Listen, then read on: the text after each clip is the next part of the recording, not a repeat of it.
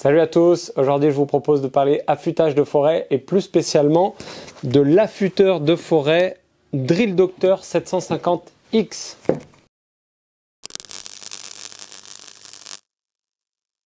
Donc le Drill Doctor 750X, c'est un produit qu'on va retrouver aux alentours de 300-330 € à peu près. Peut-être 350 selon les distributeurs. Il a un petit frère qui est le 500X. Je le connais pas, je sais pas quelles sont les différences. Donc ici, on va parler de celui-là. Je vais vous faire un rapide tour de comment il fonctionne, ce qu'il peut faire, ses capacités un petit peu, à savoir affûter des forêts pour le métal et affûter des forêts pour le béton. Pour affûter des forêts pour le métal, en gros, on peut faire deux options et le béton, il y a qu'une façon d'affûter. On pourra pas du coup affûter de forêt pour le bois. Donc le Drill Doctor arrive dans un carton. Il est également muni d'une petite pochette de rangement, qui est pas mal. Après, on va retrouver un mandrin, ici, ce qui va nous permettre de tenir les forêts pendant l'affûtage, et de 3 stations de travail. Donc la première qui va être située ici, qui va permettre à positionner le forêt précisément dans le mandrin. Ici, qui va permettre de faire l'affûtage proprement parlé, l'angle d'affûtage.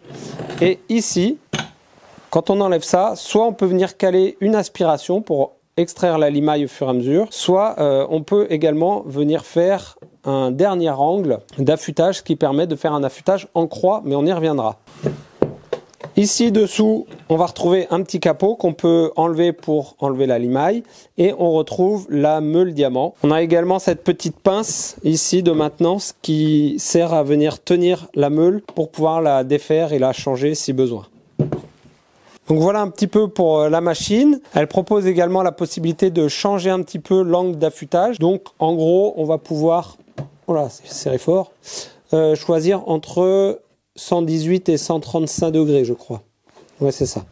Donc c'est l'angle, hein, vraiment l'angle d'affûtage. Donc 118, 135 degrés.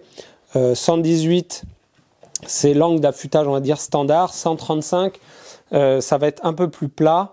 Donc on aura une meilleure finition, mais une moins bonne attaque entre guillemets. Donc je le disais, pour les forêts à métaux, on va pouvoir choisir deux affûtages. Donc l'affûtage classique entre guillemets, donc qui offre ce genre d'affûtage.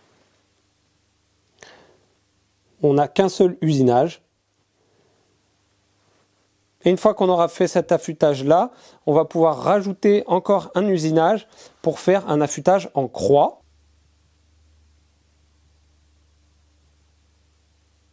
Ce qui en fait va avoir pour but d'affiner la pointe du forêt et ce qui va l'aider à se centrer. Donc ça va juste l'aider au moment de l'amorçage à pas que le forêt bouge trop. De ce que j'ai compris. Pour un forêt à béton, on va pouvoir réusiner la petite plaquette en carbure qui se trouve sur le forêt. Mais ça, on en reparle plus tard. Donc là, on va usiner un forêt. Je l'ai volontairement aplati à la meule. Donc là, à mon avis, il ne doit rien couper. Donc on va l'affûter.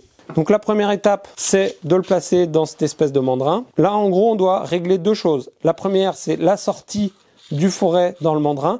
Et la deuxième, c'est son placement en rotation. Donc c'est à ça que va servir notre premier poste de travail. Donc on a des petites guides, des petites ailettes. Donc on vient placer le mandrin ici dans sa station.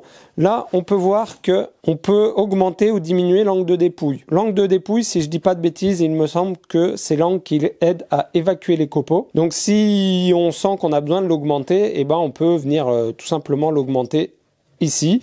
Et inversement, si on a besoin de le diminuer. Moi, en général, je le fais au milieu et ça va plutôt pas mal.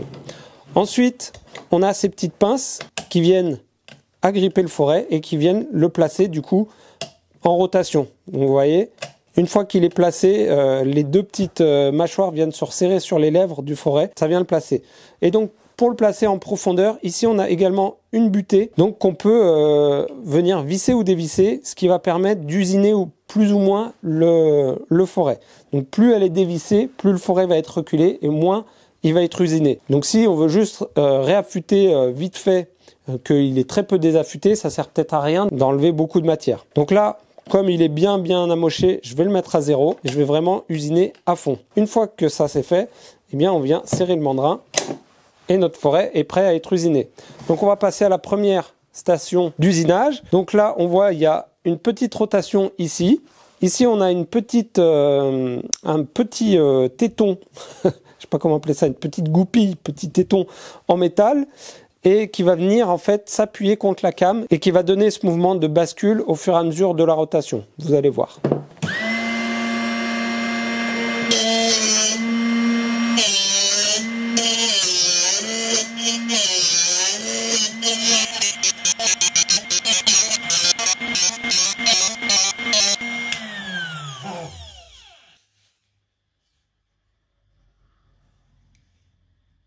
Et là, on a un premier affûtage. Donc, si je veux, je peux passer à la dernière station.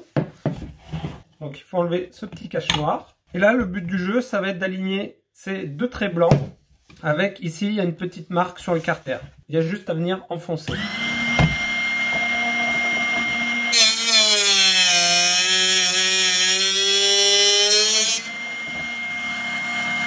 Demi-tour.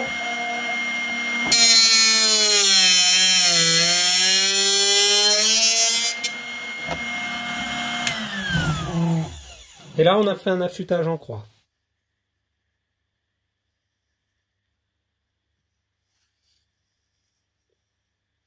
Donc pour un forêt à métal, ça marche super. Je sais plus exactement. On peut aller de 2,3 mm à 19 mm. Pour le forêt à béton, lui c'est un peu différent. Donc là, on n'a pas besoin de se servir de cette partie-là. Juste, on doit le faire sortir de entre 13 et 16 mm. Ensuite, il faut venir aligner le forêt avec les marques ici de part et d'autre du mandrin. Voilà, là c'est un forêt que j'ai déjà usiné. Ça fait un usinage un peu bizarre, je dois bien l'avouer. Je ne sais pas si ça marche bien. Bon, je suis sûr que si on teste le forêt, il va fonctionner. Mais bon, là j'avoue que j'ai pas trop de recul par rapport à ça. Je suis pas spécialiste de l'affûtage des forêts à béton. Voilà, du coup je vous propose un test du forêt qu'on vient d'affûter. Et on va y aller direct et voir ce que ça donne.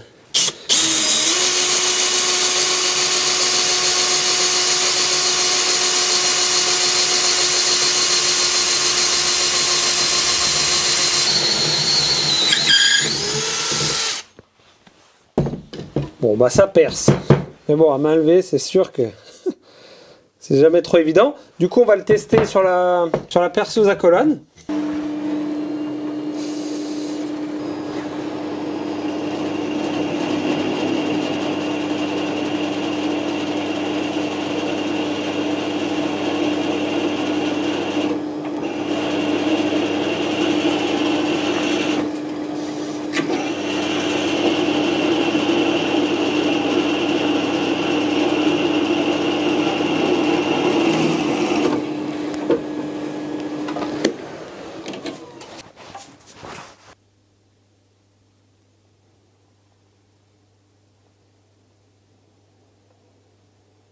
Bon bah du coup l'affûtage semble fonctionner relativement bien. Je sais pas si c'est affûté du feu de Dieu, en tout cas ça a l'air de bien percer. À chaque fois que j'ai eu à l'utiliser, parce que ça fait déjà un petit moment, j'ai toujours été très satisfait de l'affûtage et surtout de la simplicité avec laquelle ça se fait.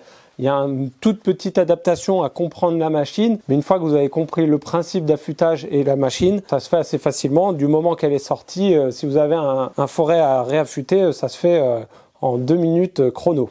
Du coup, dans les points forts de la machine, je trouve quand même une certaine simplicité d'utilisation, un affûtage qui semble relativement correct. Pour les forêts à béton, je vais suspendre mon jugement parce que là, j'avoue que je sais pas. Donc, je ne dis rien. Si vous n'avez pas des affûtages un petit peu rocambolesques à faire avec des angles très très particuliers, c'est une machine qui conviendra parfaitement. Seul petit détail que je trouve qui peut peut-être à long terme poser un problème, c'est, vous voyez cette came ici qui est en plastique et là le petit bitonio qui est en métal. Et j'ai peur qu'à la longue, parce qu'on force quand même pas mal dessus, eh bien ça vienne user la came et du coup ça fausse un petit peu cet affûtage.